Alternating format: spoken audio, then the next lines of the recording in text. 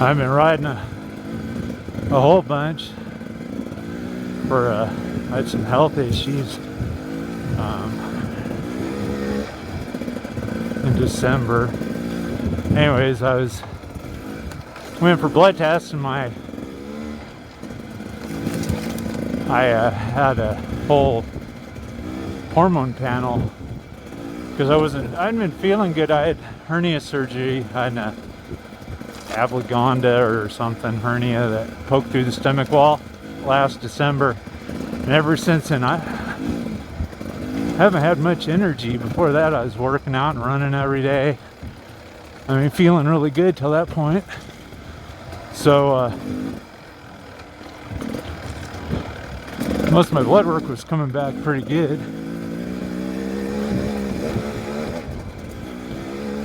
And I decided to get a hormone panel done, and so my testosterone came back like 198. And so my doctor, she says, "Oh, you're old, you're 60, you know. It's not uncommon." And I'm like, "Well, it's uncommon for me."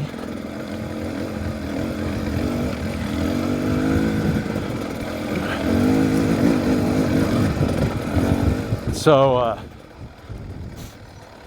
I looked it up before I went to see her on AI, what could cause my testosterone to fail so bad.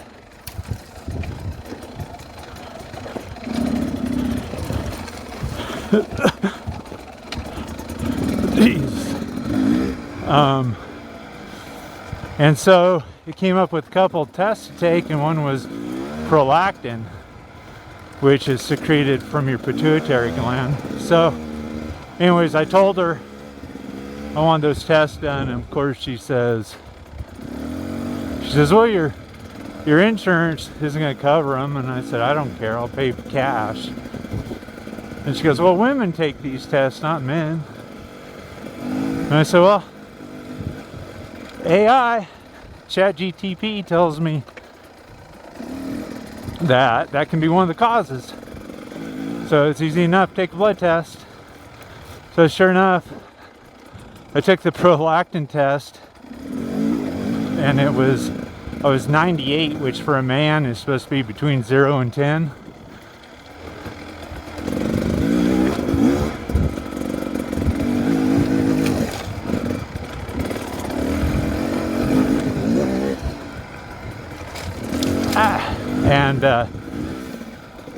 And even a woman isn't supposed to be that high. So so she said, "Well, let's take another one, just to make sure it's not, a false test," which I agreed with. So I took another one, and the Prolactin had gone up to 98 or 99, and my testosterone in 2 weeks had dropped below 200 to below 100. It was like 89. I mean, I was getting ready to transition, and not that I wanted to transition at all. So I told her I wanted to get an MRI because prolactin secretion can be caused by a tumor on the pituitary gland. And so I wanted to referral to an endocrinologist. So anyways, I was able to get the MRI, and when I went in to get the MRI, I've had the issue with blood clots since about 2015.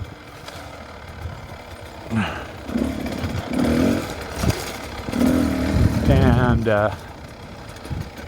I'm on warfarin. I test at home. So anyways, I go in for the MRI, and I'm 6'5", so I'm a little big for the MRI machine, so my feet are sticking out. So they put pillows underneath my knees, which I didn't think was a big deal. Well, that evening after the MRI, I started having pain in my left leg, and my leg started swelling up. That's the leg I've had issues with blood clots. So, and then the results came back of the MRI, and sure enough, I had a 2 millimeter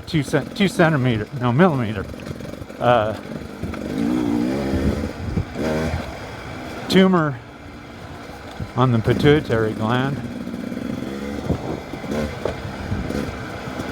So, anyways, I had some injectable heparin at the house, so I started giving myself that, but I didn't have enough, so I called my primary care doctor, and she freaked out because I'm giving that stuff at home, which I have prescription for. So she says, well, I'm not giving you any. You're going to have to go to, go see a hematologist or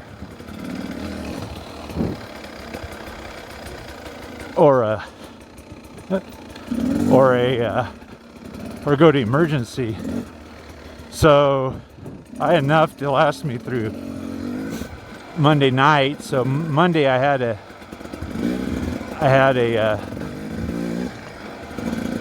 appointment with the endocrinologist. So I went to see her, asked her if she'd give me a prescription. She says, no, you're going to have to go to emergency. So I left there, I went to emergency, sure enough, blood clot. So they gave me some prescription for heparin.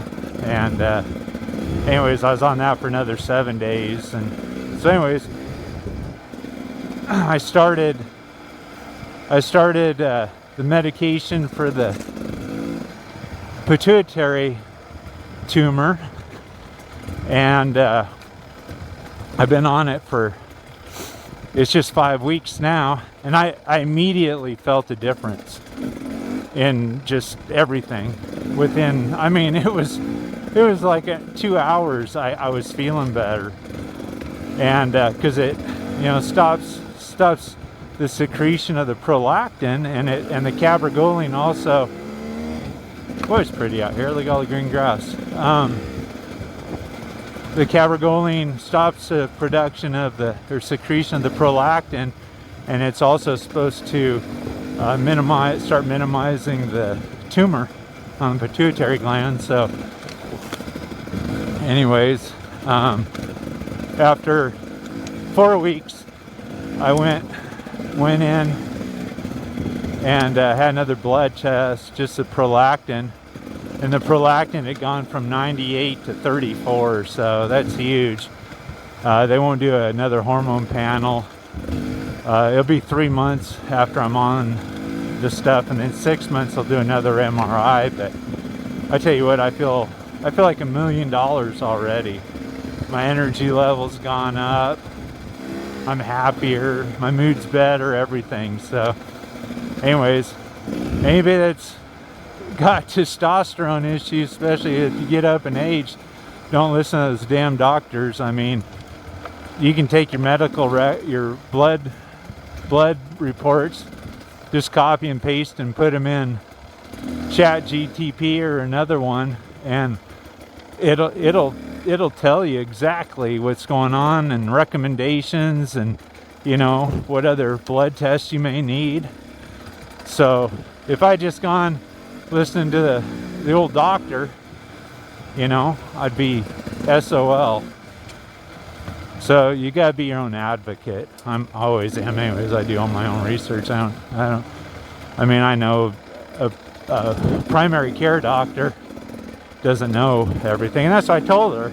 I said, you're a primary care doctor. I don't expect you to know everything, but you guys could run this stuff through ChatGPT before you walk in with the with a patient, and have a better idea of what's going on with them, and give them the choices they can have. I mean, it takes 5 minutes, not even that.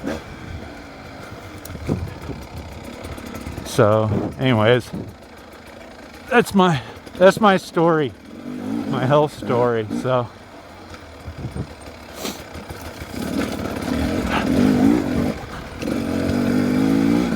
lot of times there's other precursors to hormone issues, you know, whether it's diet or some other hormone acting stupid. But